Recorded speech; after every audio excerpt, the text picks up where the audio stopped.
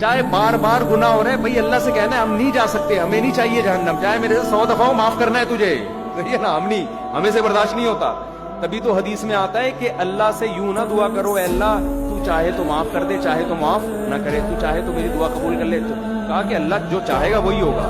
ہم نے دعا میں اللہ سے مانگنی اللہ تو نے یہ کام کرنا ہے, باقی اللہ تو کرے گا وہی جو اس کی چاہ. لیکن بھائی ہم یہ نہیں کہہ سکتے اے اللہ ایکچولی میں چاہتا تو ہوں جہنم سے بچنا, تو اگر چاہے تو مجھے بچا لے جہنم سے. یہ ابدیت کے خلاف ہے. اللہ نہیں بھائی ہم نہیں جہنم میں جا سکتے. ہم اگر بار بار گناہ ہم سے ہو رہا ہے, شیطان مروا رہا ہے ہمیں, کروا رہا ہے, ہمارا بیڑا گرک کر رہا ہے, ہم ندامت ہوتی ہے یار یہ کیا ہو گیا ہم سے, معافی چاہیے موت سے پہلے کیونکہ موت کا کچھ پتہ نہیں ہے. گناہ ہو گیا فوراً توبہ کی طرف دوڑو بھائی, موت سے پہلے ہاتھ اٹھانے کی توفیق مل جائے بڑی نعمت ہے اللہ کی. کیونکہ اللہ جیسے گناہ سے ناراض ہوتا ہے تو گناہ سے توبہ کرنے پر خوش بھی تو ہوتا ہے نا. یہ نظام عدل تھوڑی ہے کہ جب گناہ ہوا تو سزا دے رہا ہے اور جب گناہ کی معافی مانگ رہے ہو تو پھر جزا نہیں دے رہا. وہ کہے گا بھائی جیسے گناہ پہ عذاب دیتا ہوں ایسے ہی توبہ ایک نیکی ہے, اس توبہ پہ کیا کرتا ہوں میں, خوش بھی تو ہوتا ہوں میں.